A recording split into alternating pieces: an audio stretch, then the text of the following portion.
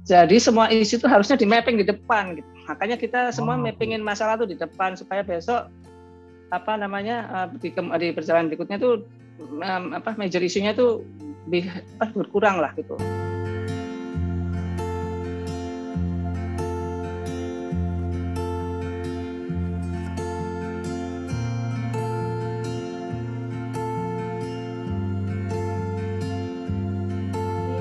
Kali ini kita akan mewawancarai Ibu Doti Windajani dari Prinsipal Quadratura. Kita akan membahas mengenai satu dekade Quadratura, perjalanan Quadratura sampai akhirnya sukses sampai saat ini. Seperti itu. Jadi kita langsung sapa saja narasumber kita hari ini. Di sini sudah hadir Ibu Doti Windajani. Selamat siang Bu Doti. Selamat siang Mbak Cica. Selamat siang Mas Bayu. Dan Bu Doti, kita langsung mulai saja acara kali ini Bu Doti. Jadi saya juga ingin bertanya nih ke Bu Doti. Awal mula terbentuknya Quadratura seperti itu Bu. Boleh diceritakan sedikit Bu? Ya, sesuai dengan tema hari inilah gitu. Jadi kita tuh berdiri di tahun 2010, tepatnya di Juli 2010.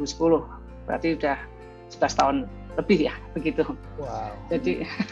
Jadi itu waktu itu saya bersama Bu Pino sebagai shareholder, di berdua aja shareholdernya nih, itu mendirikan ini karena kita punya satu visi untuk berkarya dengan jujur dan baik, itu aja. Itu yang cikal bakalnya kita membuat Quadratura. Jadi memang kalau shareholder nih, saya sambil cerita ya, shareholder nih memang boleh Ibu. Ya, itu memang satu tuh kok bisa ada salah satu yang jago finance nih gitu. Karena kalau arsitek tuh sebetulnya kurang expense-nya too much kadang-kadang gitu. Jadi harus ada yang mengontrol tuh keren ya Bu ya. Keren gitu ya. Gitu. Itu harus kombinasinya kurang lebih seperti itu. Dan juga kita lihat sih kalau misalnya shareholder juga jangan banyak-banyak kalau bisa supaya tidak banyak terjadi issues lah gitu. Jadi memang jumlah 2 atau 3 itu lebih aman daripada banyak shares. Dan kalau bisa juga ya salah satu memiliki kemampuan financing. Itu yang paling penting sih Pak gitu. Ya, kemudian kita itu dulu tuh awalnya hanya berlima nih gitu. Kita berlima, waktu itu kita semangat nih ya, nyewa di Menara Karya itu gitu. Di Marki, tempatnya kecil. Ya, karena kalau istilahnya nggak di-trigger sama harus bayar itu, kita itunya lebih semangatnya kurang gitu. Jadi saya harus dipaksa, ini harus bayar, harus ditutup ini pengeluaran kita, jadi kita semangat untuk cari proyek. Jadi itu yang jadi kita harus tempat yang baik supaya kita semangat untuk bekerja begitu. Dan hal lainnya juga mungkin yang agak beda ya, mungkin juga pendekatannya ya. Kita ini berdiri setelah semua aspek-aspek legalitas kita itu kita berjalan ya, setelah aspek legalitas kita itu lengkap. Jadi jadi kadang-kadang kan ada teman-teman kumpul-kumpul dulu setelah proyek jalan baru setup gitu ya. PT gitu ya. Nah, karena bikin PT juga jawab kita dalam bekerja gitu. Jadi awal mulanya itu seperti itu gitu. Dan sekarang tahun kedua kita pindah ke up and down ya, jumlah karyawan kita, tim kita itu di average sih 40-50 orang saat ini. Kurang lebih seperti itu ceritanya Bu Siza, Pak Bayu. Bu Doti, saya jadi mau tanya. Banyak masih ingat nggak Bu kira-kira proyek pertama yang Quadratura waktu itu dapatkan Bu?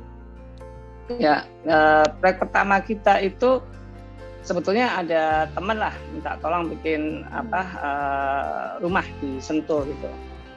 Rumah cukup besar 3 lantai dengan full kurang lebih seperti itu. Tapi bersamaan di tahun itu juga kita dapat kepercayaan lah, bantu sedikit lah gitu. dari memang LIPO gitu memberi kesempatan kita untuk mengevaluasi, bantu mereka ya, supporting evaluasi untuk seluruh mall-mallnya di Indonesia kaitannya dengan istilahnya bursa peningkatan kualitas performa mall dan harus gimana meningkatkannya di perusahaan. Itu yang tapi itu PR teknis ya gitu. Jadi kita mensupport gitu. Dari situ kita terus berlanjut gitu ke proyek-proyek lainnya dan klien-klien lainnya. Yang lebih seperti itu sih. Karena kita gimana Pak? Ya itu sih nggak sedikit Bu. Kalau satu mallnya Lipos Indonesia gitu Bu. Iya. Ya kemarin tuh kurang lebih 10 atau 15 ya gitu. Yang sudah masuk ke perusahaan. Jadi kita supporting, tapi dari supporting itu kita bisa paham ya, kayak operation, kayak financial issues, kayak design itu harus bagaimana sih kita sebagai arsitek itu improving isu-isu seperti itu gitu Pak. Itu Bu Ziza. Awalnya begitu. Dari situ baru berlanjut ke yang lain-lain ya. Itu cikal bakalnya. Kurang lebih seperti itu. Kalau untuk saya penasaran Bu dengan nama Quadratura sendiri. Karena saya berasumsi kuat itu 4 orang. Oh, berarti diinisiasi oleh 4 orang. Kemungkinan berarti, tapi Bu Doti bilang ada 5 orang dan diinisiasi oleh bersama Bu Pino gitu Bu. Kalau untuk Quadratura sendiri itu artinya apa sih Bu? Ini juga cerita ini nih gitu. Kan kita mau kalau bikin brand tuh sesuatu yang gampang diingat, jangan banyak-banyak kata gitu. Terus kita juga nggak pingin pakai nama sendiri kan, sustain kan begitu. Jadi baca-bacalah buku ya Christian Oversoul. Terus ada kata Quadratura, wah klik. Ya, langsung itu kayaknya gitu ya? cocok satu gitu. Karena itunya tuh meaningnya tuh beyond space gitu. Wow. Jadi kalau kita mungkin ada definisi panjangnya sih, tapi kesimpulannya tuh beyond space. Coba kita daftarkan secara hukum legal itu namanya di Quadratura Indonesia, bukan Quadratura internasional ya. Biasanya kadang-kadang kan ada yang teman-teman yang internasional, kita Indonesia karena kita di Indonesia begitu. Ceritanya begitu Bu Sisa. Ya, terus selanjutnya mengenai tadi Bu Doti sempat singgung-singgung. Ini dia. Founder dari Quadratura. Mungkin di sini berdua Bapak Ibu dan teman-teman juga sudah mengenal Bu Pino ya di sini. Mungkin di sini ada Bu Pino nggak ya? Sepertinya Bu Pino hadir. Ada. Kita mau panggil. Wah, siang Ibu. Aduh, halo. Ya, silakan. Kalau untuk saya mau nanya nih Bu, ketika Bu Doti menawarkan bekerja sama dengan Bu Pino, gimana Ibu? Sambutan Ibu pertama kali, apa langsung ditangkap dengan antusias Bu? Ya memang pada akhirnya ya dengan usia kita yang sudah lanjut mungkin ya, maksudnya kita kan sudah terbentuk punya prinsip. Jadi pada saat Bu Doti nawarkan untuk kita berdiri sendiri ya saya pikir kenapa enggak, karena semakin kita semakin kita semakin kita tua mungkin kita sudah punya prinsip. Kalau kita masih terus ikut sama orang, kita nggak bisa mandiri dalam hal berpikir, dalam hal berkomitmen, kita nggak bisa mandiri, itu aja sih, gitu ya kan. Jadi kita harus ikut aturan mainnya orang, padahal belum tentu aturan main itu bisa sama dengan apa yang kita mau. Oke. Tadi Bu Doti juga sampaikan bahwa idealnya kalau sebuah perusahaan gitu ya, kita mungkin ngomonginnya agak sedikit luas nih, nggak hanya cuma sebagai konsultan arsitek gitu ya, atau konsultan di mata konstruksi gitu. Idealnya nggak hanya cuma satu founder-foundernya gitu ya, stakeholdernya cuman menguasai satu bidang gitu. Tadi Bu Doti sempat sampaikan ini mesti ada yang ngerem nih gitu, maksudnya ada yang memanage juga di hal lain gitu. Nah ini Bu Pino kalau lihat dari tadi di slide sebelumnya gitu ya Bu, itu Bu Pino juga memanage juga di bagian mungkin administrasi ataupun finance gitu. Itu memang kalau menurut Bu Pino sendiri memang dibutuhkan juga ya Bu ya di sebuah konsep arsitek gitu. Berarti nggak hanya cuma ngedesain aja ngertinya gitu, tapi gimana memanage sebuah perusahaan itu secara baik gitu Bu ya. Iya, jadi dari awal kita udah jelas pembagiannya bahwa saya tidak akan terlibat di secara teknis bangunan gitu loh. Jadi kita udah jelas pembagiannya. Saya hanya terlibat di dalam memanage kantor, memanage keuangan gitu loh. Nah, memanage kantor dan memanage keuangan itu kan banyak juga gitu loh turunannya. Ya kan, kalau Bu Doti memang khusus untuk teknis cari kerjaan segala macam itu ke Bu Doti deh gitu loh. Tapi begitu masuk ke cara mengelola kantor, ngatur anak-anak dalam artian bukan teknisnya ya. Dalam artian kesehariannya, anak-anak itu maunya gimana, terus kita ngatur keuangannya, tagihannya, proposalnya. Oke. Ya. Wah, berarti itu harus pembagiannya harus jelas tuh di depan gitu loh. Ya. Jadi Bu Doti nggak perlu tahu kas itu kita itu ada Nggak uang boleh atau ikut-ikut. nggak boleh ikut-ikut. Jadi dia nggak usah tahu ada uang atau enggak gitu loh. Pokoknya yang dia tahu hanya anak-anak harus gajian gitu loh. Kasarnya tuh seperti itu. Anak-anak harus bayaran Mbak akhir bulan. Atau kita harus rental ini sekian, kita harus bayar software sekian gitu loh. Nah, Bu Doti nggak mau tahu, cuma dia mau taunya software harus asli, anak-anak harus terbayar, anak-anak harus jalan-jalan, anak-anak Waduh, itu gimana caranya sampai mikirin jalan-jalan ya Bu. anak-anak harus ya minimal anak-anak harus makan-makan mah di mana tiap akhir tahun gitu. Itu sudah tidak tertulis. Supaya ada apa ya, sedikit bisa rileksnya kali ya, agak Karena kita selimuran tahu di ngedesain dan di dunia konstruksi itu cukup tingkat stresnya lumayan ya Bu ya. Jadi mesti harus diimbangi gitu loh ya. Jadi kasihan kan anak-anak udah dikejar target setiap hari gitu loh, itu aja sih gitu. Jadi kita harus mikirin ke situnya gitu. Nah, Bu Doti cuma mau taunya ini loh Mbak, planningnya setiap tahun ini anak-anak harus begini gitu loh. Ini untuk kantor dia maunya, contohnya yang paling utama software-nya harus asli ini. Nah, itu kita yang harus ngaturin aja gitu loh, duitnya kemana. Cuman Bu Doti juga harus kita ingetin, jangan kelebihan ya permintaannya gitu loh, karena kan kapasitasnya cuma sekian gitu. Nah, ini menarik banget nih, dan Bu Doti mungkin sama-sama beruntung ya. Bu Doti berpartner dengan Bu Pino dan Bu Pino juga berpartner dengan Bu Doti, jadi saling melengkapi ya Bu. Ya karena stakeholdernya kita kan sama 50-50, nggak ada yang 51, nggak ada yang 49. Mungkin itu salah satu kunci suksesnya juga. Nah, jadi kita harus sama kuat gitu. Jadi kita nggak boleh ada yang 51,5 atau 51. Itu nggak boleh ada yang 40, nggak boleh gitu. Jadi kita harus sama-sama kuat gitu di sini gitu loh.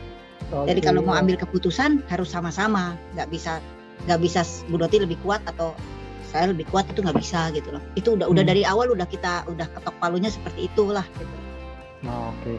Oke, noted. Bu Pino, thank you sekali lagi. Terima kasih banyak Bu Pino. Kita tembak nanya, mungkin stay terus ya Bu ya di acara kayak gitu. Akan ada tanya-tanya lagi ke Bu Pino. Siap. Siap. Terima kasih Bu Pino. Yo, kita kembali lagi ke Bu Doti nih Bu. Ya, silakan Bu Doti. Nah, ini strategi. Tadi Bu Doti kan sempat di awal cerita mengenai proyek pertama yang diambil waktu itu menangani perumahan Bu. Dan rumah. Sekarang akhirnya kita tahu banyak gedung-gedung besar juga ditangani oleh Quadratura.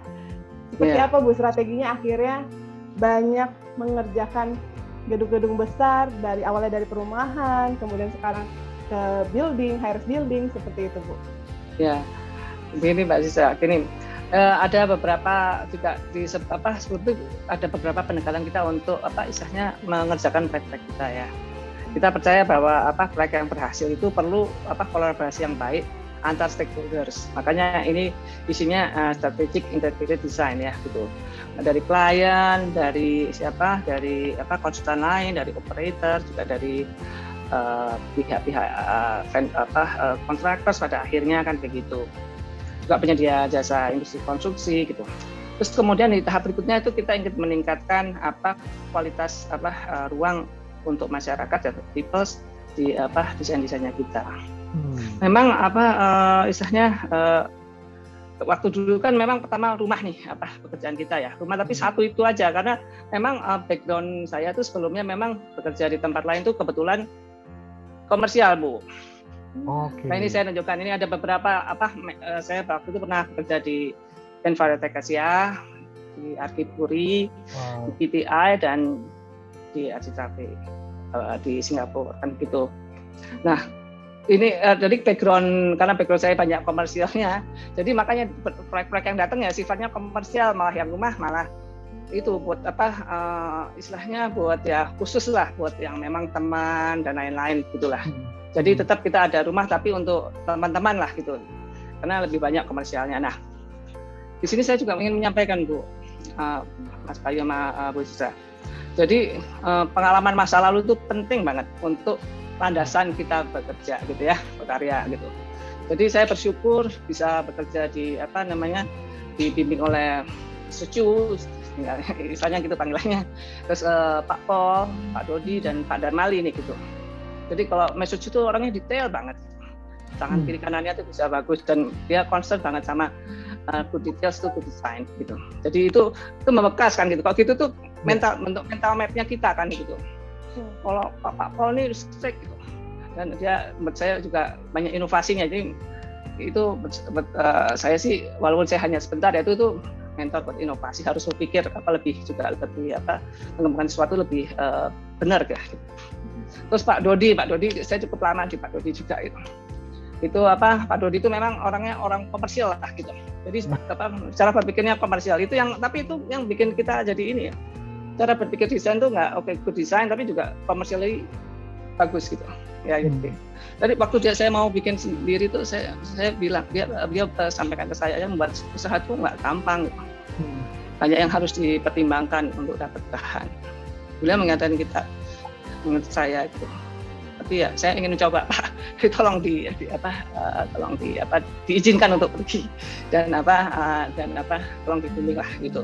Jadi bagi saya tuh beliau tuh mentor komersialnya saya gitu.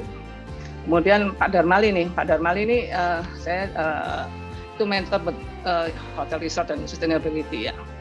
Waktu itu beliau juga menyampaikan, saya bilang Pak saya mau bikin sendiri. Oh, kalau mau bikin sendiri, bikin biro tuh seperti petani ya, bukan retailer. Jadi semua itu ada prosesnya. Harus bajak sawahnya dulu, harus nanam, baru pelihara, baru dapat panen yang bagus. Kalau semua sistem itu berjalan dengan bagus. Jadi semua itu nggak ada yang instan gitu. Semua itu ada proses dan kita harus serius. Jadi itu yang tadi mentor-mentor yang masa lalu itu tuh penting banget membentuk cara kerja kita. Jadi buat teman-teman yang muda atau yang lain, jadi kadang-kadang sekarang kan banyak startup ya. Jadi walaupun ya semua itu bisa learning by doing ya. Tapi untuk proses desain mengolah usaha itu ada baiknya kok kita mentoring belajar dari senior. Iya. Ya, jadi itu yang saya coba highlight ya. Dan itu nggak putus gitu aja ya sampai sekarang. Kadang-kadang kalau saya butuh masukan, ya saya tanya ke beliau ini gitu. Jadi beliau bisa memberikan arahan lah gitu. Kurang lebih itu yang kalau kita mau bikin usaha dan ya tadi Mbak Sisa, proyek-proyek yang saya dapat akhirnya ya pertama karena baru buka ya udah rumah kan gitu. Tapi nggak lama itu cuma 2 bulan setelah itu masuk mulai proyek komersial karena ya background saya di bapak ini gitu sifatnya jadi komersial dan ada yang resource juga. Kurang lebih seperti itu. Bu Doti, saya jadi mau gitu ya, Bu ya. Ya, silakan. Ya, saya jadi mau tanya ini dari 4 konsultan ini prosesnya berapa lama, Bu? Jadi dari Pak Cudi Infratek, Pak Pol Asifuri dan dari Pak Dodi PPI dan Pak Darmali dari Bayan ini total Ibu proses ya. Atau mungkin bekerja bersama beliau-beliau ini itu berapa lama, Bu? Sampai akhirnya kok saya berani mencetuskan membuat sebuah konsultan sendiri gitu, Bu? Ya, saya lulus waktu itu 91 ya. Jadi 92 udah bekerja. Bekerja pertama sih memang saya di Pakuan Jati, itu baru masuk ke Envirotech itu. Ya. Nah, kemudian sempat absen untuk kuliah lagi di tahun 98 sampai 2001. Jadi ini ada yang misalnya Mr. Chu itu saya 2 kali, saya keluar sekali masuk lagi. Pak Paul sekali, tapi Pak Paul hanya memberikan inputan untuk saya juga gitu. untuk reminding bagaimana arsitek harus berprofesi. Kemudian ke Pak Dodi saya sempat masuk kemudian masuk lagi 2 kali lah gitu. Saya sempat ke Pak Yandri, kemudian saya dipanggil lagi sama Pak Dodi gitu. Ya kurun waktunya ya di waktu itu Pak, jadi tahun 92 sampai 2010 itu. Berarti hubungan baik dengan mentor-mentor atau senior-senior tuh harus memang terjaga Bu ya. Jadi bukan berarti kita dalam tanda kutip lulus atau resign dari sebuah kantor tuh karena hanya mengejar mengejar sesuatu yang lebih baik. Cuman gimana caranya hubungan kita dengan senior kita atau mungkin mentor-mentor kita sebelumnya itu tetap terjaga, karena ruangan kerja kita pasti akan tetap berhubungan dengan mereka gitu ya Bu. Itu cara Ibu untuk tetap menjaga hubungan itu seperti apa Bu? Gitu. Jadi kalau pamit ya, kalau kita mau meninggalkan beliau-beliau ini kita harus punya alasan yang jelas gitu ya, dan tetap waktu meninggalkan itu dengan baik gitu Pak gitu ya. Terus kita ya istilahnya selalu say hi atau minta masukan tuh tetap ada komunikasi lah gitu. Itu yang penting. Misalnya kemudian saya dapat ada proyek research itu, saya tanya kepada Alif Darmal, ini benar nggak ya kok saya lakukan ini. Nah mereka tuh tanpa nggak ada misalnya ada commercial issues atau apa, tapi mereka dengan senang hati tuh buka, kamu harusnya gini. Juga bapak yang lain. Jadi itu yang hubungan itu yang harus ya kita harus ya tetap keep in touch ya sama mereka dan selalu komunikasi lah gitu Pak. Kurang lebih seperti itu Pak. Jadi itu karena beliau-beliau ini yang senior itu pasti lebih ya pengalamannya ya. Apalagi diturun naiknya bisnis gitu ya, bisnis arsitektur gitu. Beliau-beliau ini sangat paham kondisinya. Kita sebagai ya newcomer ya gitu ya, jadi ya perlu masukan. Sampai sekarang pun karena seperti Pak Darmal ini kan ahli sekali ya, itu saya tetap tanya beliau. Nah berarti ini kurang lebih bagi yang muda-muda nih Bu ya, hubungan baik dengan senior itu harus terjaga gitu. Iya betul Pak. Ya. Nah Mas Bayu, saya mau nanya nih ke Bu Doti Bu. Tadi kan akhirnya terseleksi sendiri ya Bu ya, dari awalnya perumahan akhirnya terseleksi sendiri, sekarang akhirnya komersial semua, menangani proyek komersial semua. Nah, di proyek komersial itu sendiri, Bu, apakah Ibu juga tidak hanya sekedar desain, tapi juga memikirkan bagaimana ibaratnya si owner ini balik modal gitu, dari desainnya, terus kemudian dari strategi apapun seperti itu, Bu. Apakah Ibu Doti juga memikirkan seperti itu, Bu? Ya, ini ya. Sekarang kalau kita desain ya, kan pasti ada desain brief dari klien ya, dan klien-klien kita tuh sekarang developer itu istilahnya klien ya punya tim business development, dan in-house arsiteknya ini juga maju sekali sekarang ya gitu. Mereka selalu men-challenge kita untuk ini konsep-konsep desain kita, brandingnya seperti apa ini, gimana branding itu bisa diabsorb oleh masyarakat kan gitu. Laku nggak gitu. Jadi harus mencari terobosan desain yang istilahnya memberikan added value ke desain kita begitu. Itu yang sekarang tuh gitu. Nah kalau tadi kurang lebih seperti itu Bu Sisa. Tetap harus ada arahan dari klien gitu. Terus kita coba nyoba untuk explore apa aja yang bisa jadi desain gitu, features-nya itu yang kita develop, biasanya seperti itu sih Bu. Selain itu ya Bu ya, Bapak Ibu ya, Mas Bayu, efisiensi dan lain-lainnya itu ajarannya Pak Dodi itu. Itu kita harus quite efisien gitu semuanya. Juga dari beberapa klien memang sangat lebih detail ya. Saya lihat beberapa klien itu cara sistem perhitungannya itu sangat detail gitu untuk menentukan semua aspek yang efisiensi yang terkait sama nanti akhirnya ke cost dan lain-lain gitu. Itu nah itu kita positioningnya sebagai arsitek itu makanya harus kuat ya, harus belajar terus nih supaya nggak kalah sama timnya tim in-house pengembang. Terus di satu sisi juga satu lagi nih Pak Bayu, Bu Sisa. Ya kita ini in between client sama construction kan gitu. Di tim construction sendiri juga semakin hari semakin kuat gitu. Nah itu PR kita itu semuanya itu Pak Sisa Pak Bayu. Oke. Jadi hal-hal tersebut yang memang perlu harus kita perhatikan juga ya Bu ya. Selain bagaimana cara mendapatkan tadi mungkin Bu Pino sampaikan adalah Bu Doti nih yang keluar nih untuk mencari proyek, tapi bagaimana pada saat dapat proyek kita juga bisa menjalankan sesuai dengan brief atau mandat dari klien dan pemberi tugas ya Bu gitu. Iya, betul Pak. Nah, ini yang menarik slide yang ini nih Bu. Nah, ini kalau kita lihat kayaknya seru banget ya kerja di Quadratura. Mungkin nanti saya juga mungkin teman-teman dari Quadratura ada yang ikutan di sini. Saya coba akan tanya mereka juga, boleh ya Bu? Nah, tapi kalau lihat dari slide ini Bu, ini Quadratura, Bu Doti dan Bu Pino tuh cukup berhasil gitu mensinergikan antara tim yang senior dengan tim yang junior gitu. Itu ada strategi atau mungkin cara-cara tersendiri nggak Bu dari Bu Doti untuk mensinergikan dua generasi itu gitu Bu? Ya, itu challenging sih gitu. Challenging juga. Karena kadang-kadang kan ada beberapa sama milenial ya. Milenial tuh cepat sekali mikirnya, instan gitu. Sementara kita masih ya pelan terus tapi teliti gitu. Itu cara berpikir yang berbeda. Jadi memang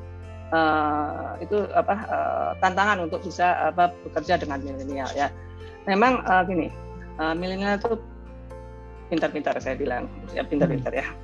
Ya, mereka dekat dengan teknologi. Jadi yang bisa cepat menyerap teknologi itu mereka kira-kira gitu. misalnya kita kaitkan dengan isu BIM itu yang paling cepat bisa develop itu mereka. Juga istilahnya presentation skills-nya mereka cukup kuat ya, walaupun memang harus perlu diarahkan supaya sesuai ya dengan harapan klien dan kita sendiri gitu. Dan di Quadratura memang banyak tim juniornya, tapi tim junior ini dipandu oleh tim senior arsitek sama kita manajemen sendiri gitu. Jadi kombinasinya seperti itu sih kurang lebih Bu Sisa dan Pak Bayu. Jadi kalau misalnya gini, ini sedikit sebentar ya. Nah ini, jadi kalau terkait dengan kita tuh kok company itu sebaiknya piramidanya seperti ini, Mas Bayu, Mbak Sisa ya. Jadi memang harus banyak yang cukup muda, tapi harus kompetensinya juga harus ditingkatkan ya. Kemudian kita punya senior dan ada manajemen. Jadi ada dua hal yang timbal balik ya. Jadi yang senior itu mentoring yang muda-muda ya. Kemudian yang arsitek muda itu bisa mengupdate kita tentang teknologi baru tadi gitu. Tadi kita biasanya kalau lihat pakai BIM mereka yang ngerjain, tapi yang meriksa nanti misalnya Bu Is Bu Indu itu yang meriksa gitu untuk memberi arahan kepada mereka yang benar tuh seperti apa, seperti itulah. Jadi untuk ini perlu ada tadi kita juga bisa men-training ya teman-teman arsitek muda ini gitu ya. Dan memang kita pakai BIM, jadi mereka ada training khusus yang kita jalankan. Kemudian juga ya cara mereka kan juga nggak boleh terlalu kaku banget seperti saya, nanti pusing semua ya. Jadi harus ada seperti Bu Pino tadi ya, yang balancing gitu. Jadi kita punya tadi yang muda-muda tuh ada istilahnya fun-nya juga kan gitu. Kita waktu itu punya program tabungan bersama lah. Jadi bukan kita bayarin ya, mereka juga berusaha gitu dan ternyata cukup responnya cukup positif. Nah, ini adalah waktu kita sama-sama pergi ke Jepang sama ke Singapura waktu itu. Jadi kita lihat project case sudah itu ya udah mereka harus exploring masing-masing kotanya. Nah, piramida ini soalnya juga kaitannya juga tadi terkait sama sustainability-nya company sendiri gitu. Supaya financing modelnya bisa nah itulah kurang lebih. Oh, menarik. Jadi ada sharing antara senior dan junior. Kalau senior sharing tentang pengalaman gitu ya Bu ya. Iya. Iya. Harusnya kita punya istilahnya programnya itu memang collection sih ya, collection ininya sistemnya. Jadi banyak software yang ada di dalam collection itu. Jadi mereka tuh cepat sekali beradaptasi. Kalau kita kan masih harus belajar, tapi mereka lebih cepat. Tapi ya itu tadi saling ya. Mereka cepat, tapi kita harus nge-guide mereka juga gitu. Ya ini kan harapan masa depan nih, harusnya bisa lebih baik. Ya.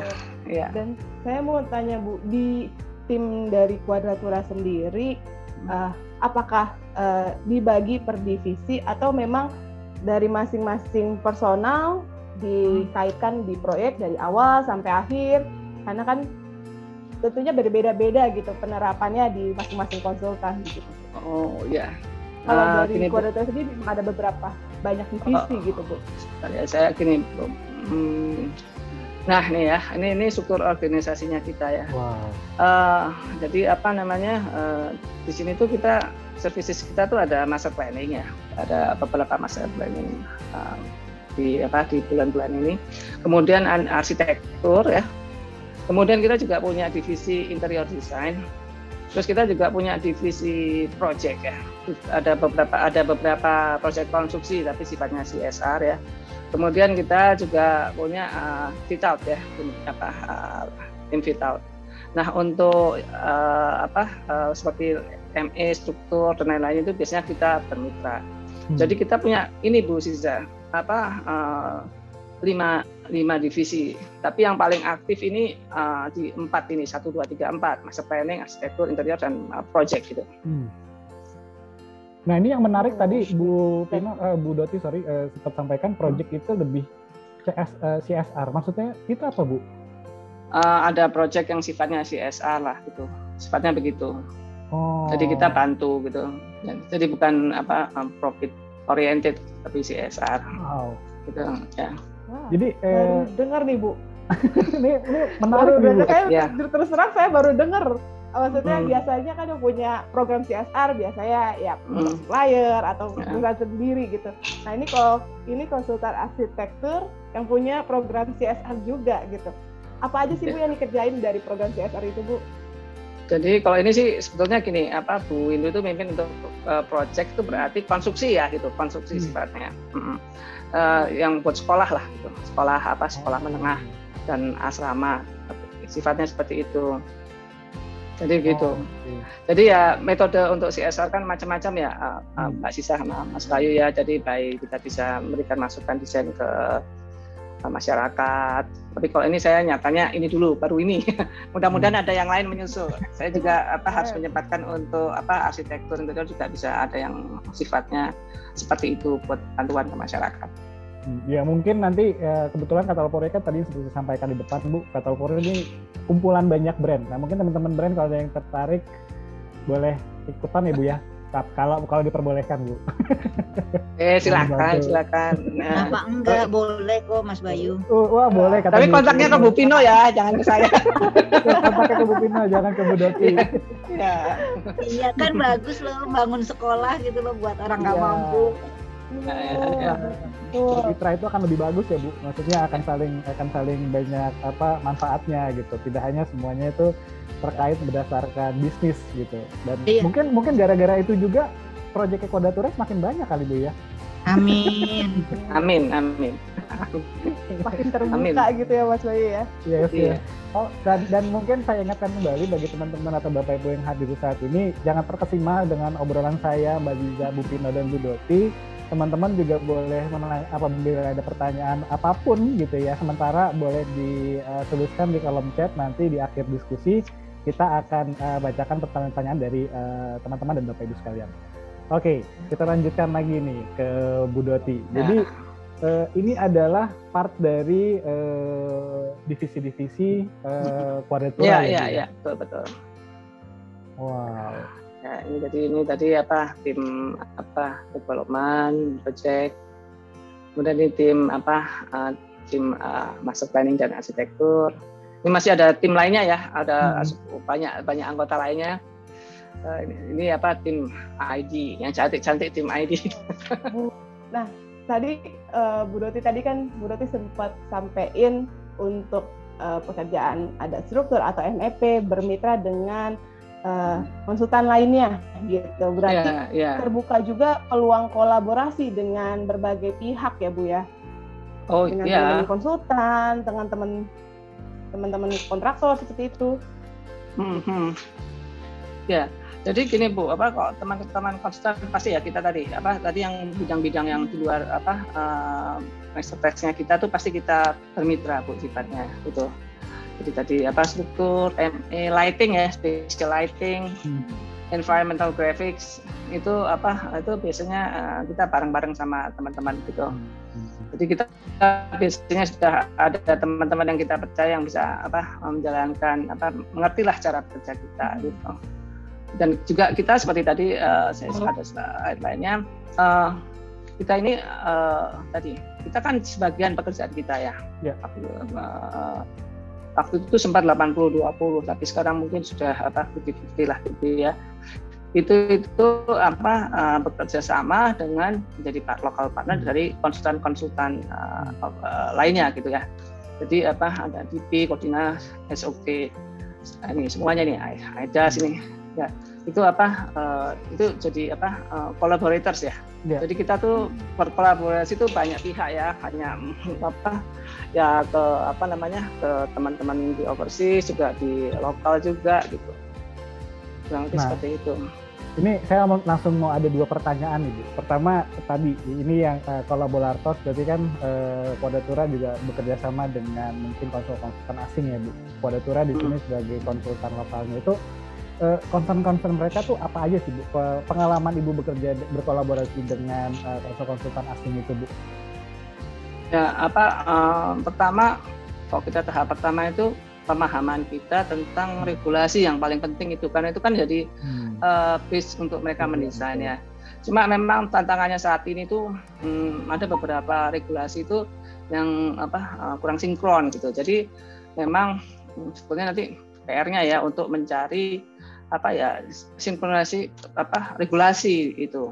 Karena semua teman-teman yang konsultan overseas maupun klien-klien overseas pasti kadang-kadang tanya loh, di regulasi ini bisa, di regulasi ini nggak bisa gitu. Nah itu yang kita memang harus melakukan akselerasi PR itu gitu. Jadi itu yang cuma nggak hanya dari sisi mendesainnya dan juga pekerjaan konstruksi ya Bu ya. Tapi setuju. Ini mereka mungkin bagi konsultan asing yang di luar sana, mereka sudah mempunyai sistem regulasi konstruksi yang cukup fix gitu ya. Tapi pas masuk Indonesia mungkin mereka ada nggak cocok. Ya ada yang nggak cocok gitu. Jadi tugas kita untuk itu dan dari awal juga terus juga dari awal biasanya di konsep stage gitu ya. Jadi pertama tadi regulation side yang kita jadi kita tuh bukan, kalau kadang-kadang itu ada antipati ya terhadap asing. Sebetulnya kita tuh bekerjasama bermitra dari awal bersama. Ya, cuma memang ada beberapa konsultan yang kurang yang terlalu mendrive dan lain-lain ya gitu ya. Tapi itu tadi regulation. Terus dari itu di lokal itu adanya material apa aja sih gitu yang available gitu. Betul. Yang sesuai dengan ekspektasinya mereka kan gitu. Itu kita kan yang harus nyari kan. Jadi specification, online specification awal itu tuh kan kita yang nyiapkan, kemudian nanti mereka juga counter tuh desain intanya mereka kan gitu. Itu. Terus kebiasaan konstruksi, metode konstruksi ya. Jadi cara pasang ini dinding itu harus gimana, wall text-nya gimana.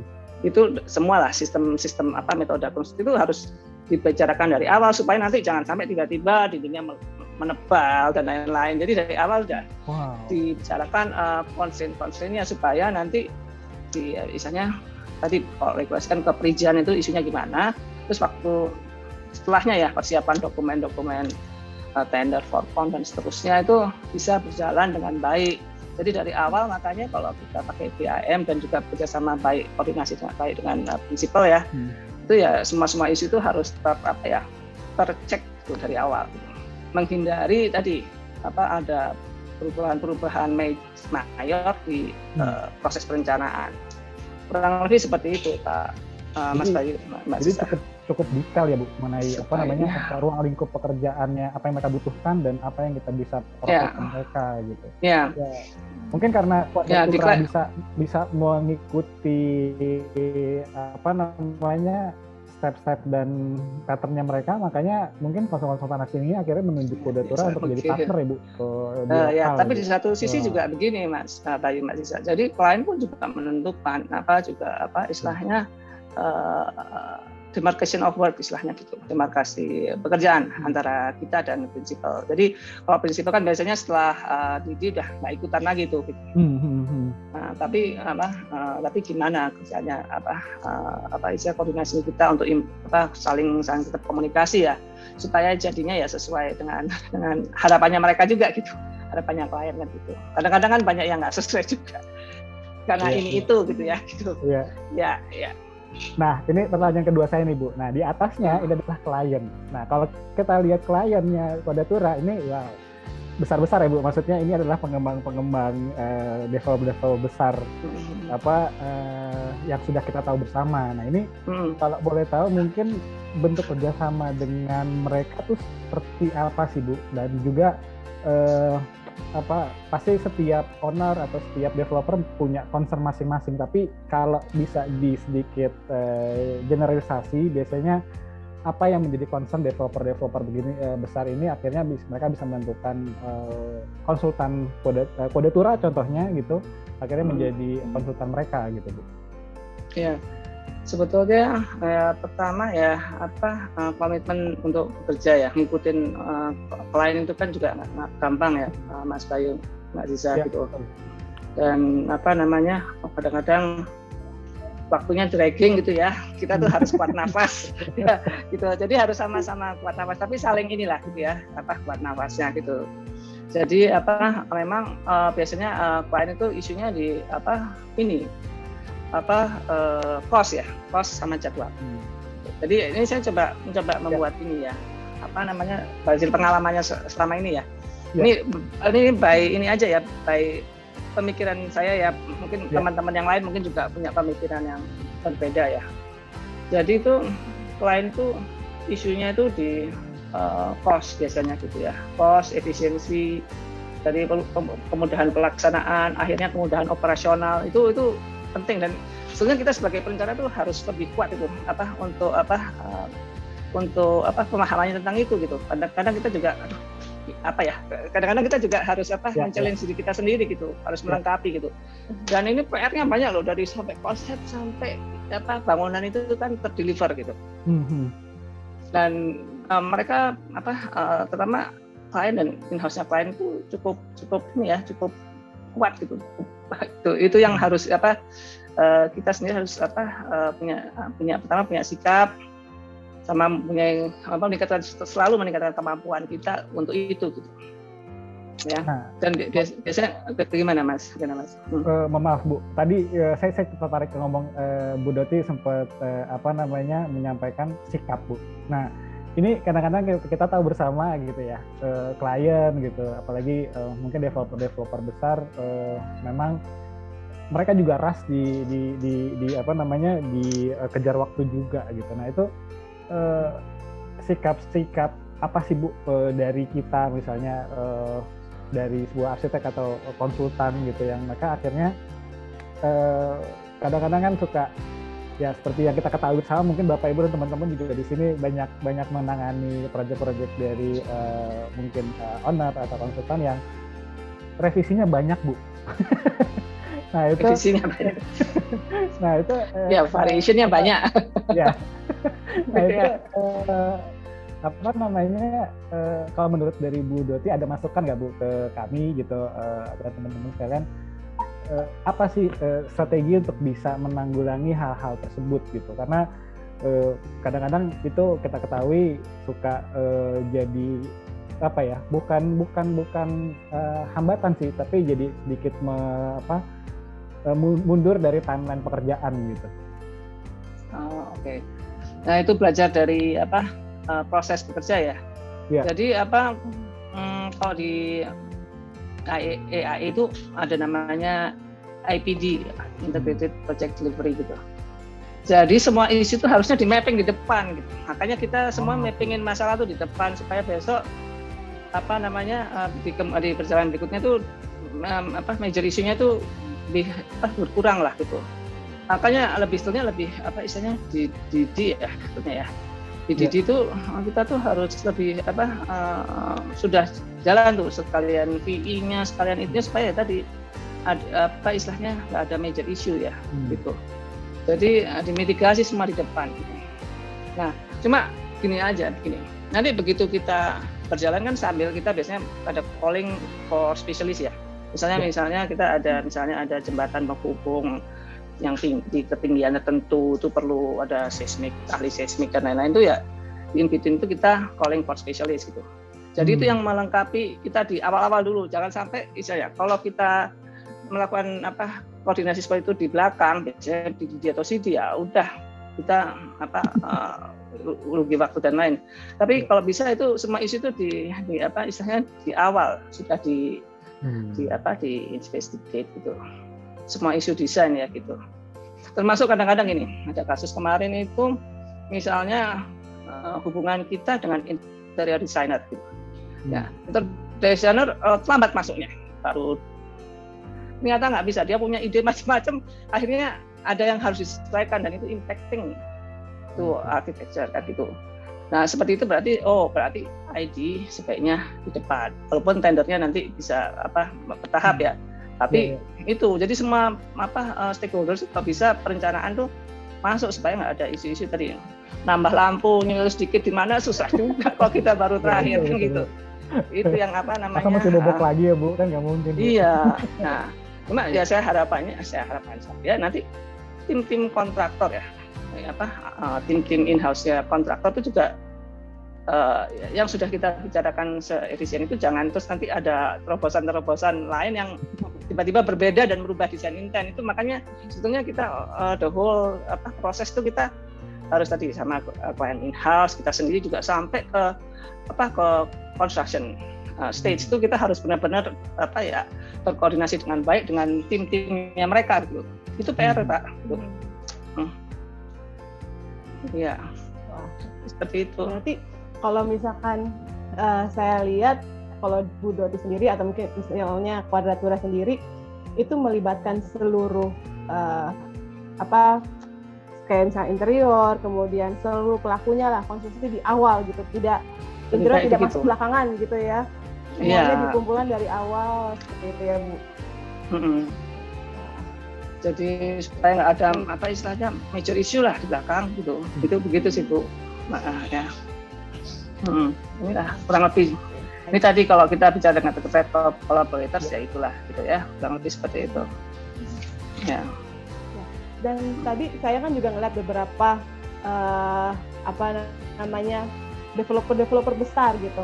Dan dari developer itu banyak juga proyek-proyek yang sudah dikerjakan oleh Quadratura seperti itu Bu. Dan kira-kira proyek ikonik apa aja sih Bu yang pernah Ibu tangani dan sekarang sudah selesai atau mungkin sudah terbangun seperti itu Bu? Nah, ini ya saya coba itu proyek yang ini beberapa proyek lah yang kita tangani ya. Yang ini Orange County ya. Orange County itu mengalami dua desain stage ya. Dulu didesain oleh HOK, kemudian terakhir itu dengan King Okuma dan Mitsubishi Shinseki gitu. Jadi kita ngalami itu belajar bareng sama HOK gitu. Jadi partnernya HOK. Dan itu kurang lebih luasnya 1,5 juta meter persegi nih. Wow. Ya, jadi Orange County ini yang di Bekasi, Karawang. Cikarang itu suppose tapi ini komponennya sedikit berubah ya setelah Okuma masuk komponen sedikit berubah. Nah di sini juga waktu itu ada menara ikonik tower. Jadi setiap proyek salah satu pengembang tuh semua proyeknya mixed use ya gitu. Dan di dalam mixed use itu pasti ada satu bangunan yang paling tinggi sebagai ikonik gitu. Nah ini sayangnya masih belum kejadian, ini mungkin masih beberapa tahun ke depan ya. Itu iconic tower, jadi isi 61 lantai, kemudian stacking vertikal ya. Itu terdiri dari office, space apartemen dan hotel.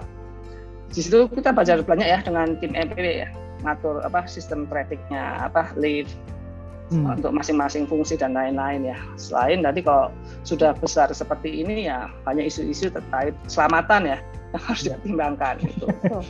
Ya itu cukup waktu itu cukup challenging tentang waktu itu bersama SOK dan timnya Mitsubishi Johnson. Kemudian ini yang TOD kita juga terlibat dari salah satu pengembang itu bangunan TOD gitu. Ya, TOD ini kita ini di kilometer 0 gitu, bagaimana desainnya terintegrasi dengan stasiun ya. Wow. Ya ini kita berjalan. Kemudian yang itu juga untuk resort tuh kita ada beberapa resort, salah satunya ya ada water villa itu di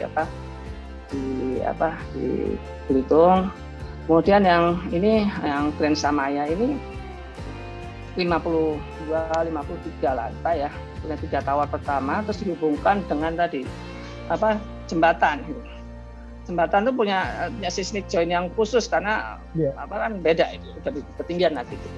Itu kita supporting AIDAS, kemudian kita beruntung punya tim ME dan struktur yang kuat dari Menhad gitu ya, dan fasadnya juga Menhad fasad gitu. Jadi kolaborasi, dan ini juga dijalankan dengan tim ya. Jadi ini cukup menarik, menantang. Dan juga di sisi lainnya juga dari PP Pro itu juga punya tim-tim yang kuat dan PM yang kuat yang honey global gitu.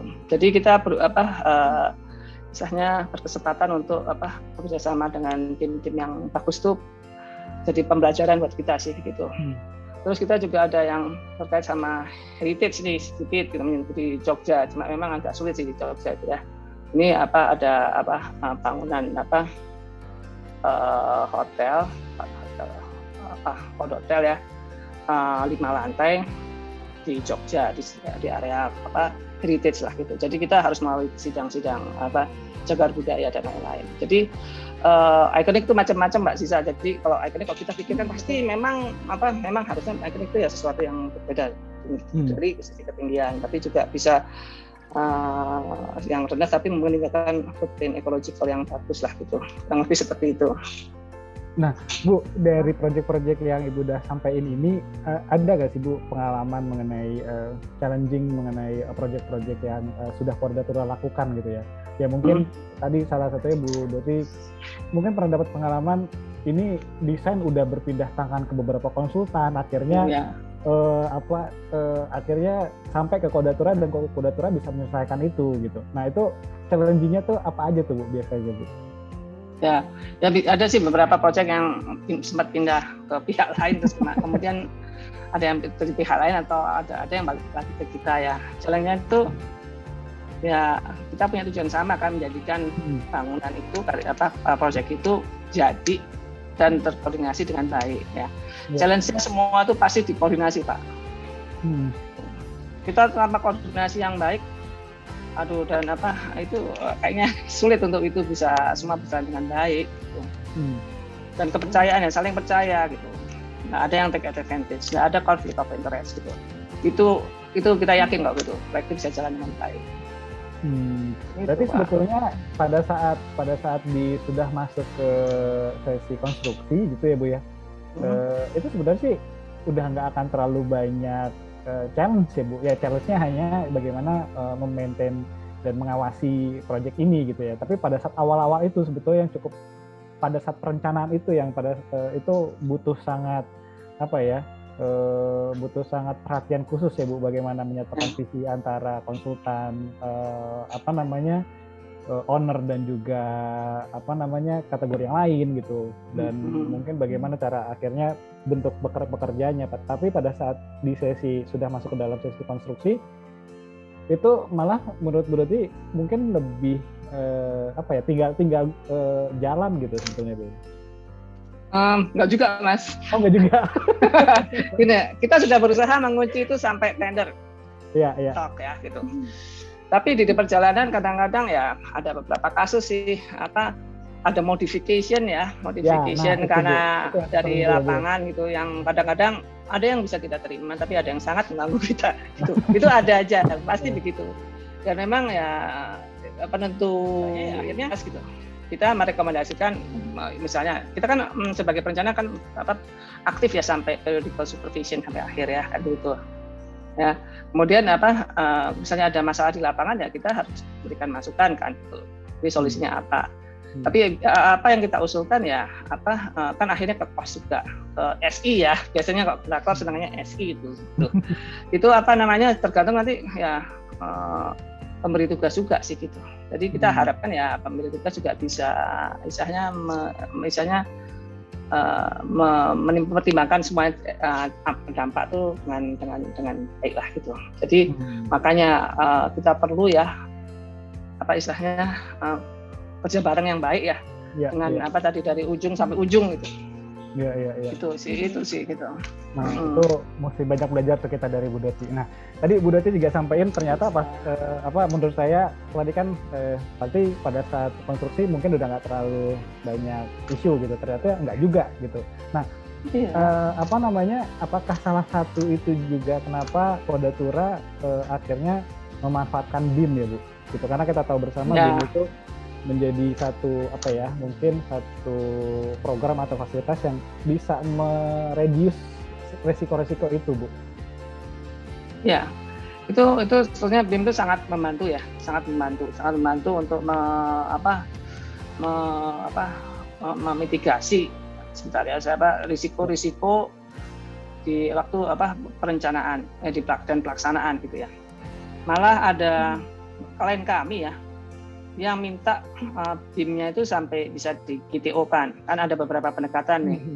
Kita cuma sampai dokumennya aja, tapi ada yang sampai bisa di GTO-kan. Kalau bisa di GTO-kan kan yang istilahnya yang challenging itu LOD-nya ya gitu. Kita LOD-nya sampai LOD 500 kan gitu. Itu karena kita kan masih di LOD 350, berarti itu yang harus ditambahkan dengan kelengkapan dokumen lainnya ya, spesifikasinya harus lengkap dan lain-lain, supaya nggak ada misalnya costing dan lain-lain tuh masih dalam koridor lah gitu. Karena kaitannya sama tadi konstruksi, supaya nanti budget konstruksi ya sesuai dengan hasil perhitungan kan gitu. Iya, betul. Ya, jadi ini biasanya ini saya sampaikan ke klien ya gitu, bahwa kita harap itu kita arsitek itu mempunyai tim juga yang semuanya menggunakan Revit. Ini maaf ya, kita bukannya kebetulan kita pakai BIM-nya pakai ini ya gitu. Ya. Jadi bukan beriklan Revit ya Bu ya? Iya, bukan beriklan ya. Tapi cuma kita harap tuh punya menggunakan sistem BIM yang sama gitu, dan dan ini di sini si klien bisa membaca dengan program lainnya, kurang lebih seperti itu. Dan ini biasanya gini, ada proyek-proyek yang servernya itu ada di Indonesia ya, terutama proyek-proyek yang sifatnya strategis negara gitu. Jadi kita nggak bisa nyimpen tuh di cloud. Jadi kita harus menyediakan server sendiri untuk proyek tersebut, dan kita bisa mengizinkan klien pihak lain untuk masuk ke server kita untuk misalnya mau lihat progres kita sampai mana, itu bisa dilakukan. Kurang lebih seperti itu sih. Ini bisa macam-macam ya teman-teman, mungkin yang lain pakai ArchiCAD, pakai SketchUp, sekarang sudah bisa BIM base ya gitu, bisa seperti itu gitu. Kebetulan kami pakai ini aja gitu ya. Nah, ini kan mungkin ada pekerjaan-pekerjaan yang partner dari Quadratura gitu, mungkin ownernya mempunyai pilihan kontraktor lain, atau mungkin interior designer konsultan lain gitu, atau konsultan yang lain gitu. Pada saat mungkin si partner itu memang juga disarankan oleh Bu Doti dan Quadratura untuk kita nih kerja untuk mempermudah pekerjaan kita menggunakan sistem BIM nih gitu, dan itu apakah juga disampaikan oleh mereka Bu gitu, karena ya mungkin masih ada beberapa teman-teman konsultan gitu yang mungkin belum bisa memanfaatkan sistem ini atau program ini gitu Bu. Biasanya pertama dari ada klien ya, beberapa proyek negara itu mensyaratkan ada yang menggunakan BIM gitu. Jadi semua harus dengan serta-merta semua tim harus menggunakan BIM gitu. Tapi ada juga yang ditetapkan bersama gitu. Misalnya seperti di Grand Samaya itu memang waktu itu trial kita mau pakai BIM gitu. Semua pakai BIM. Platformnya di berapa? Yang 2000 kan setiap versi kan beda-beda ya. Kita harus menyamakan versi-versinya dengan teman-teman juga gitu. Gitu. Kita pakai versi berapa ya kita jalan sekarang. Proyeknya sempat terus mulai jalan lagi. Kita mau bisa nggak naik ke 2021 gitu. Ya itu harus kesepakatan bersama gitu. Nah dan di situ kan juga ada misalnya ada tim execution plan juga dari memberi tugas juga ya, gimana kita collaborate dan lain-lain kan begitu. Kurang lebih seperti itu, Mas Bayu. Jadi sebetulnya itu misalnya kalau ada lebih enak sih gitu. Jadi yang paling gampang ya gambar kita pasti ya, modelingnya kelihatan, modeling kelihatan yang tumpang tindih atau enggak. Terus MEP issues-nya, pemipaan, piping dan lain-lainnya. Cuma yang challenging itu masih sebetulnya ID nih. ID masih kita masih belum bisa tim nanti, tapi mungkin kita harapkan di berikutnya karena nah ini tadi kaitannya. Jadi semua kan harus di assembly dan lain-lain ya. Material specification terus assembly itu kan dari awal sudah ditetapkan gitu. Metode konstruksinya. Jadi nah itu harus kita PR di depan itu, tarik ke depan semua. Itu ada di IPD-nya DAE ya. Itu. Ya makanya tadi seperti yang Bu Doti sampaikan, kesepakatan dan diskusi di depan itu sangat penting ya Bu ya untuk memproses hal ini dan bisa mengurangi resiko-resiko pada saat pekerjaan kedepannya lah gitu ya Bu. Iya betul Pak. Betul Mas Bayu. Mas Bayu, saya mau nanya nih, tadi kan kita udah sempat ngebahas tantangannya gitu dalam Bu Doti mendesain bekerja sama dengan berbagai pihak. Nah sekarang kita mau dengar nih Bu, pencapaiannya bagi Quadratura sepanjang 1 dekade ini apa aja nih Bu? Oh oke. Jadi ini abisnya nih bagian dari company profile, jadi saya juga masukkan jadi ada beberapa ya. Jadi ini kita tuh selama 11 tahun ini ya. Kita di tahun 2016 dan 2019 itu kita dapat BCI Asia Awards. Terus kemudian salah satu proyek kita Besista tuh dapat yang Green Mark BCI Award gitu. Terus juga salah satu proyek kita untuk health itu dapat award untuk Singapore di Lisbon tahun 2018. Itu tapi dari semua itu pencapaian terbaik itu kalau kita bisa deliver project ke klien dengan baik gitu. Selain ini awards ini sebetulnya istilahnya kita akan merasa komplit ya, benar-benar baik itu kalau kita bisa mendeliver pekerjaan ke klien dengan baik sampai jadinya itu sih. Ada beberapa yang masih PR. Pencapaian terbesarnya ya Bu ya. Iya. Salah satu penghargaannya saya sama Ziza kenal nih Bu. Iya. Oke. Ya mudah-mudahan terusnya gitu pencapaiannya nggak cuma berhenti sampai sini ya Bu. Banyak akan lagi kita tunggu pencapaian lain dari PR ya. Gitu. Dan betul saya setuju dengan pendapat Bu Doti tadi gitu. Pencapaian terbesar kita adalah bagaimana kita bisa mendeliver pekerjaan itu dengan baik ke klien contohnya gitu, dan juga memang bisa menjalankan kalau dari sisi arsitektur gitu kita bisa menghasilkan karya yang baik dan fungsional gitu, bisa dinikmati tapi juga bisa berfungsi selayaknya apa yang sudah kita rencanakan, seperti itu ya Bu. Ya next step-nya ya bisa punya contributing footprint yang baik buat ekologi ya gitu. Wow. Nah itu PR besar itu. Kita akan sedang ada isu adaptasi climate change ya, perubahan iklim. Kita harus merespon itu kita harus aware tentang itulah gitu. Saya harap teman-teman sama tim saya juga awareness tentang itu bisa ditingkatkan. PR juga sih. Nah kalau dari Bu Doti sendiri, kalau Bu Doti juga cukup concern dengan climate change itu ya Bu. Apakah menurut Bu Doti memang sudah cukup mengkhawatirkah Bu climate khususnya di Indonesia gitu ya, atau di Jakarta sendiri gitu? Ya sudah tuh Mas, setiap hari kita merasakan polusi gitu, banjir, kayak terendam ya, itu ada itu semua kan ada isu alamiah memang ya, ada isu teknis, tapi sebaiknya kita juga sebagai perencana juga paham itu gitu kan. Regulasi ada gitu, cuma kita harus mengkombinasikan antara misalnya dari rating tools juga ada ya tentang climate change ya, regulasi, rating tools sama eksplorasi desain kita itu jadi satu bagian untuk pekerjaan kita atau karya kita begitu. Gitu. Jadi itu apakah jadi salah satu sendiri sudah concern juga ya, Bu? Ya. Kalau mengikuti regulasi ya. Tapi tinggal kita tadi eksplorasinya itu perlu diperkuat. Mungkin itu eksplorasi ke yang tadi. Konsep-konsep itu harus diperkuat. Nah, pertanyaannya itu cukup diterima dengan baik nggak Bu dengan klien Bu? Karena kan kalau kita concern dengan itu pasti akan ada concern juga dari segi desain dan juga mungkin material-material gitu Bu. Energi yang dipakai gitu betul. Ya, concernnya itu biasanya cost ya, begitu kita bisa misalnya yang bisa pakai energi terbarukan dan lain itu pasti isunya ke cost ya. Kita pakai solar cell juga ke cost gitu ya. Tapi kalau beberapa klien pemerintah kan malah diharuskan 30% dayanya itu menggunakan energi terbarukan kan gitu. Termasuk ya tadi seleksi material tadi penting.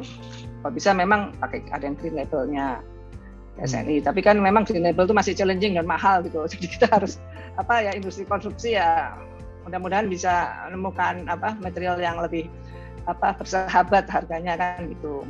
Terus juga pemakaian LED seperti biasanya kan gitu. Terus juga manage itu zero waste ya, cara kita mendesain ya zero waste, zero carbon, zero emission itu semua ada di aspek-aspek desain kita gitu. Itu sambil berjalan itu saya harapkan saya harapkan ke teman-teman juga aware gitu terkait hal itu gitu. Ya, tadi kan Bu Doti juga sempat sampaikan Bu, tadi ada concern juga dengan material-material yang sudah ada green label, yang sudah SNI kayak gitu. Ya, dan itu. Berarti seberapa penting Bu kalau ilmu pengetahuan material sendiri bagi Bu Doti Bu? Oh, penting banget ya Bu ya, penting banget itu. Jadi semua isu ya, kekuatan bangunan, terus juga kepertahanan bangunan itu juga tergantung dari material yang kita specify gitu ya. Gitu. Challenge-nya tuh tantangannya tuh cost gitu ya. Itu yang PR gitu. Dan apakah kita bisa bikin bangunan yang dengan cost efektif tapi bisa memenuhi tadi kan gitu. Memenuhi syarat-syarat tadi ketahanan materialnya sendiri gitu dan juga keselamatannya itu biasanya counter antara kita dan pengembang dan kontraktor ya gitu. Harus pakai gelas yang ini loh gitu supaya nggak masuk gitu. Wah nggak bisa, mahal banget gitu. Ya berarti kita harus pakainya kombinasinya apa ya, itu yang kita cari bersama gitu sama industri konstruksi kan gitu. Jadi kombinasi metode itu yang penting. Terus juga satu hal ini, saya minta tolong nih ke tim Pak Program, tadi ada specification gitu ya. Specification itu kan kalau bisa ada SNI-nya kan gitu ya. Kalau bisa yang produk yang ada itu ada SNI-nya. Kedua, bisa nggak bentuknya seperti master format gitu. Jadi ada technical issues-nya, ada juga cara pemasangannya, terus juga seperti itulah kurang lebih. Ya, doakan ya Bu. Memang katalog Pro itu terinspirasi dari master format Bu. Cuman memang untuk membuat sebuah bentuk atau formatnya seperti master format tersebut kita butuh proses juga gitu, dan memang mudah-mudahan kita mengarah ke sana gitu. Intinya adalah bagaimana teman-teman Bapak Ibu Bu Doti, teman-teman Quadratura gitu bisa lebih mudah gitu bagaimana tahu produk-produk yang memang cocok untuk project HRS atau mungkin kita ingin mencari kesetaraan gitu, karena master format itu kan dibuat untuk itu kan Bu ya. Jadi kita bisa tahu karena kita bisa menyampaikan bukan menyampaikan mereferensikan material sesuai dengan kebutuhan. Nah, doakan ya Bu, kalau sedang menuju ke sana nih Bu. Ya, terima kasih. Mudah-mudahan jadi kita tinggal ambil gitu. Sama-sama Bu.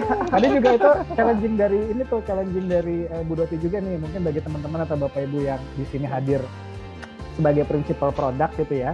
Nah, itu boleh tuh ditangkap masukan dari Bu Doti gitu, bagaimana menciptakan sebuah produk atau material yang memang ramah lingkungan tapi cukup lah istilahnya. Itu ya Bu. Ya, betul. Ya. Sama cost conscious gitu. Ya, ekonomik. Saya kalau biasanya ke vendor, ada nggak barang yang bagus tapi costnya bagus juga gitu. Karena tuntutannya dari developer gitu. Jadi kita nggak panjang-panjang cari yang bagus, soalnya harganya nggak masuk gitu. Jadi saya kadang-kadang minta yang ekonomik yang mana gitu. Biasanya gitu sih Pak. Nah, tuh PR-nya tuh ya teman-teman. Tapi tetap hubunginya Bu Pino ya Bu, jangan Bu Doti. Iya, jangan.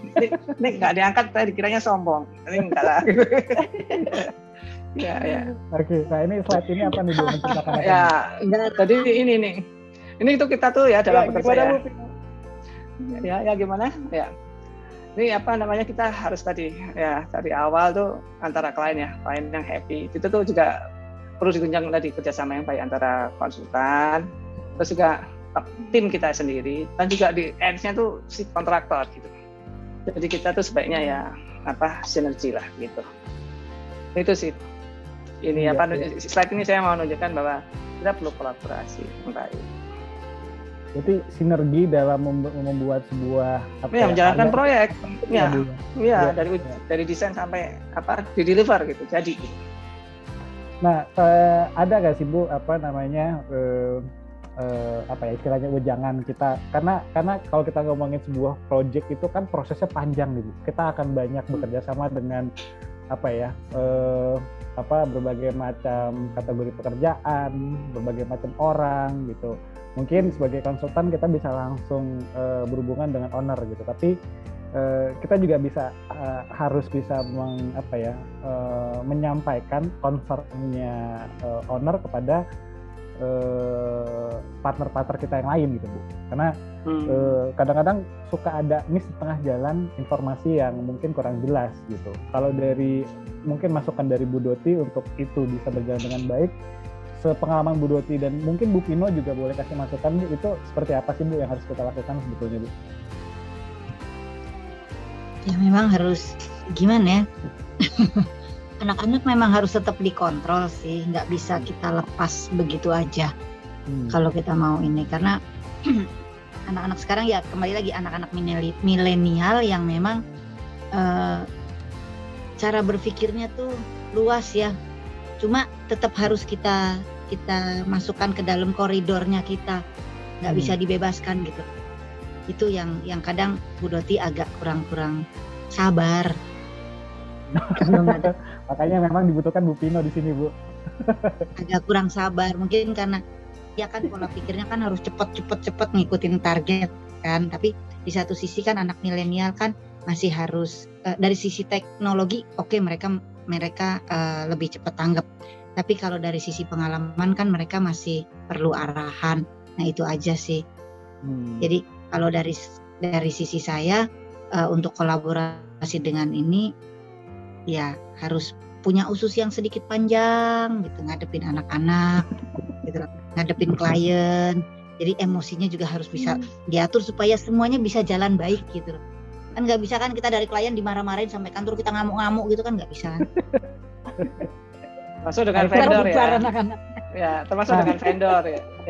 Termasuk sama vendor kan kita kan nggak bisa kan ngomel-ngomel gitu kan. Walaupun dia datang kadang-kadang desek, ayo Bu ketemu. Sekali ketemu cuma mau ngasih katalog, mau ngapain kalau ngasih katalog doang kan kita bisa belajar. Ya, kan? Perlu komunikasi ya gitu. Komunikasi yang baik. Atau enggak dengan vendor tiba-tiba datang, Bu proyeknya apa? Saya mau bikin laporan ke atasan. Lah urusanku apa gitu. Dan kita juga bingung, tiba-tiba dia datang cuma mau nanya, Ibu di sini proyeknya apa? Ini saya mau buat laporan Bu ke atasan. Lah kita yang kebingungan gitu loh. Benar nggak? Ya.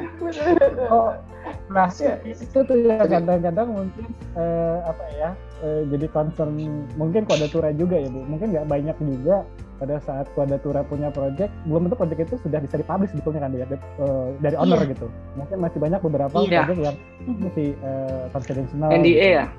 Ya. NDA. Nah ini mungkin mohon dipahami juga bagi teman-teman vendor ya. Jadi memang pada saat memang dibutuhkan pasti Bu Pino atau Bu Doti atau teman-teman Quadratura itu pasti akan menyampaikan gitu. Dan mungkin mudah-mudahan Katalogpro jadi solusi sih buat teman-teman Quadratura dan teman-teman vendor gitu. Kita taruh di sini ya Bu, jadi nggak pusing lagi gitu kalau tiba-tiba mau butuh. Cuman kan tadi kan di Katalogpro tuh ditulis proyeknya apa, nah itu yang agak kita kesulitan ya suka tulis. Oh itu tidak akan tershare kemana-mana, hanya akan ke-save sama yang bikin tag Bu. Ah gitu ya. Ya, Tadi kan waktu tadi ada proyeknya apa, area apa, kliennya. Nah, itu tuh agak susah tuh buat diisi tuh. Aman Bu, jadi siapapun yang bikin spek di Katalogpro itu tidak akan tersebar, kecuali dia menyebar sendiri Bu. Gitu. Sukanya begitu. Ya. Oke. Nah, mungkin tambahan dari Bu Doti Bu. Tadi kan mungkin Bu Pino banyak yang dari sisi internal nih. Kalau untuk dari sisi eksternal gitu Bu untuk menjaga, karena kan pasti Bu Doti banyak berhubungan dengan mungkin konsultan ME, kontraktor gitu. Untuk apa ya?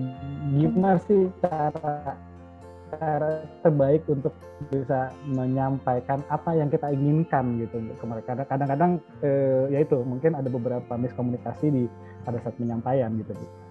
Selalu meningkatkan kemampuan itu never ending ya gitu. Never ending. Kita harus selalu meningkatkan kompetensi itu harus kan gitu. Dan apalagi dengan perkembangan teknologi dan lain-lain dan isu-isu tadi masalah ya tadi lingkungan, masalah sosial tuh, jadi kita harus selalu memperkaya diri dengan kemampuan itu supaya kita bisa istilahnya bisa berkontribusi lah ke klien gitu, benar gitu kerjaannya kita gitu, juga ke nanti masyarakat penggunanya. Nah buat yang muda-muda nih juga, misalnya yang muda di sini ya harus tetap bersemangat ya, bersemangat meningkatkan kompetensinya gitu. Karena gini, kadang-kadang remunerasinya gimana nih gitu, kerja keras gitu ya. Jadi selalu ya buat yang muda-muda pesannya ya tetap berusaha kerja keras, karena apresiasi itu ya itu tergantung dari peningkatan kemampuan. Kalau kita yang muda ini makin bisa bagus gitu ya, terus terang ya kita akan istilahnya yang punya usaha itu pasti akan bisa mengapresiasi kemampuannya mereka dengan sewajarnya gitu. Itu jadi yang itu yang buat yang muda-muda. Terus juga memang PR kita untuk tadi menjaga kemampuan dan berkoordinasi. PR-nya tuh semua isunya komunikasi dan koordinasi kok. Gitu. Kalau dari ujung sampai ujung sampai waktu construction. Nah itu yang nggak gampang sih gitu. Karena tadi jangan sampai ada conflict of interest, jangan ada kecurigaan dan lain-lain, itu yang agak susah tuh kadang-kadang itu. Jadi kendala komunikasi akhirnya. Itu yang biasanya kita lihat di project sih gitu. Jadi mungkin balik lagi tadi saya minjem istilahnya Bu Pino, mesti Bu, panjang usus ya Bu. Jadi mesti sabar gitu ya Bu ya. Iya. Iya betul. Nah sekarang saya mau tanya nih Mas Bayu, di pencapaian Quadratura di sudah 11 tahun di satu dekade lebih ini Bu, apa yang diharapkan Quadratura maupun secara personal Bu Doti sendiri, apa yang Ibu harapkan? Ya, saya berharap tuh Quadratura tuh tetap lanjut ya, sustain sampai nantinya 100 tahun lagi dan lain-lain ya. Itu harapan saya. Iya. Dan kita bisa menjaga kualitas delivery kita, meningkatkan dan menjaga kualitas delivery kita. Itu penting banget. Kemudian ya mudah-mudahan kita bisa membuat karya yang lebih baik ya, yang lebih lebih bertanggung jawab secara ecological footprint tadi gitu. Dan juga memberikan nilai sosial yang baik. Terus yang berikutnya adalah regenerasi gitu, karena kita juga sudah umur nih MPP kita ini. Jadi kita istilahnya harus mulai regenerasi. Dan harapan kami juga tim-tim di internal kita tuh lebih kompeten. Jadi ada 3 keywords kita gitu, yang kita harus punya passion ya. Sebelum itu kita harus punya komitmen untuk menyelesaikan itu semua. Terus kita jangan lupa kita harus innovate, karena dengan innovate itu kita punya nilai yang lebih daripada lainnya. Itu. Nah ini yang harus kita istilahnya tingkatkan. Kemudian ya di perjalanan QI selanjutnya. Mungkin Bu Pino mau nambahin. Nah, Bu Pino nih Bu. Boleh. Sama teman-teman nih ada. Apa yang diharapkan nih? Wah, boleh teman-teman Quadratura, boleh yang mau memberikan masukan atau memberikan menambahkan. Nah ini ya setelah Bu Pino kayaknya saya pengen coba mengundang teman-teman Quadratura ya Bu, boleh ya Bu? Boleh. Kalau saya sih ya mungkin silakan, Bu. Ya seperti mungkin harapannya Doti ya, mungkin kepingin 100 tahun lagi monggo aja silakan. Ya mulai cari regenerasi lah. Kita udah MPP, udah siap untuk mulai berbagi. Udah siap untuk pekerjaan sosial nih, kalau udah kayak gini nih usia-usianya nih. Ya, kan yang tadi tergantung regenerasi. Tergantung regenerasi. Ya. Memang sih harus dilihat sih pada saat kita milih karyawan itu, kita lihat tuh mana anak yang kira-kira lama, mana yang enggak, kan udah ketahuan tuh. Ya kan? Nah ini menarik nih Bu. Mungkin saya tanyanya ke Bu Pino nih, kan pasti Bu Pino yang masih banyak yang berhubungan sering berhubungan dengan teman-teman dari Quadratura ya Bu. Dan pada akhirnya kan itu kan terseleksi sendiri gitu ya, kurang lebih mana anak-anak yang memang mempunyai loyalitas tinggi atau enggak gitu. Nah kalau dari sisi Bu Pino sendiri gitu, menilai itu dari sisi mananya sih Bu?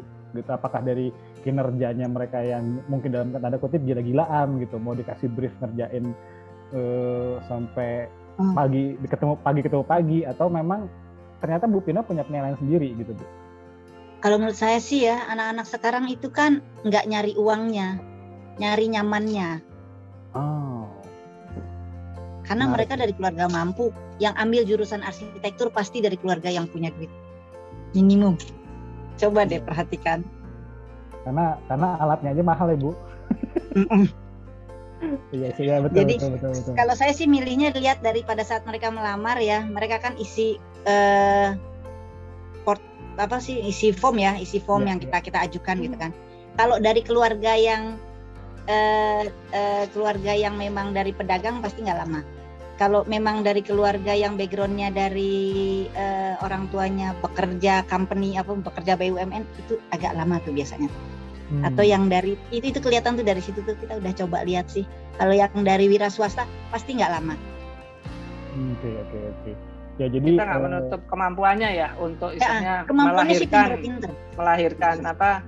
new startup company yang lainnya gitu. Wow. Jadi kalau mereka dari keluarga wira swasta, biasanya kan mereka kepingin usaha sendiri. Ayo kita dorong. Mereka mau bikin yang mana? Ayo silakan aja. Wow, kita kan nggak bisa menutup kemungkinan pada akhirnya mereka jadi profesional, mereka kepingin mandiri, monggo. Kita tinggal bantu aja. Wah menarik ya, maksudnya bisa dibilang mungkin Quadratura malah punya concern bagaimana menciptakan regenerasi baru ya, akhirnya mereka dalam tanda kutip lulus dari Quadratura mempunyai ilmu yang mumpuni gitu sebagai arsitek gitu. Dan kalau dari saya sih gitu. Silakan aja kalau mereka mau ini.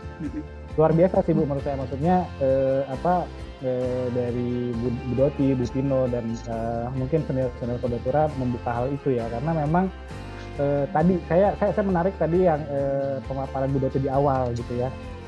Pada saat kita ingin sukses, kita butuh banyak belajar dan mendapatkan mentor-mentor yang baik gitu. Nah mungkin ini saatnya mungkin Bu Doti dan Bu Pino mementori banyak teman-teman kodator yang muda-muda nih Bu ya, untuk menciptakan generasi Bu Doti dan Bu Pino yang baru ya Bu. Jangan cepat-cepat. Tapi jangan cepat-cepat teman-teman. Nanti kita jadi training center gitu. Ya, sama-sama. Tapi teman-teman bagus-bagus lah. Dan saya anak-anak juga bagus-bagus dan saya punya harapan besar. Semangat sih. Ya, Pak. Anak-anak sekarang semangat, hebat, gitu loh, pinter-pinter.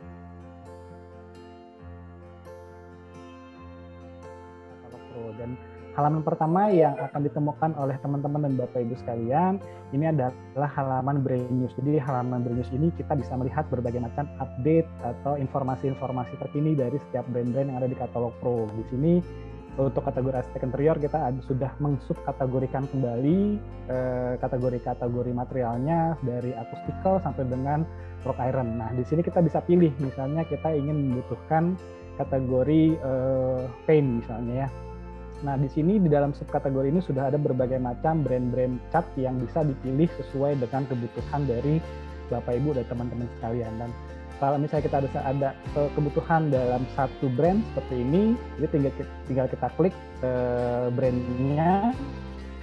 Dan di sini di halaman setiap brand sudah kita standarisasi bentuknya seperti ini. Kita bisa melihat produk ini dari mana, kantornya di mana, PIC-nya terutama siapa gitu. Jadi nggak perlu khawatir hanya terinformasikan nomor telepon kantor gitu ya, tapi di sini juga sudah terinformasikan PIC-nya. Jadi kita bisa klik PIC-nya, di sini sudah ada nomor teleponnya. Jadi teman-teman dan Bapak Ibu bisa langsung menghubungi direct ke PIC dari brand tersebut.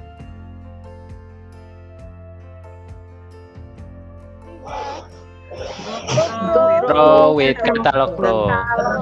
Oke, terima kasih banyak Bapak Ibu dan teman-teman. Sekali lagi saya ucapkan terima kasih kepada Bu Doti, waktunya, Bu Pino, waktunya, dan teman-teman dari Quadratura, Bu Is, tadi ada Bapak Lupi dan juga Mbak Tatya. Dan juga saya ucapkan terima kasih kepada teman-teman yang sudah meluangkan waktunya untuk hadir dalam acara kali ini. Dan jangan lewatkan program katalog Pro lainnya. Setiap hari Rabu jam 2 siang kita ada produk ataupun product of the week. Lalu setiap hari Jumat kita akan ada produk ataupun special talk show. Sampai jumpa, selamat sore, assalamualaikum warahmatullahi wabarakatuh.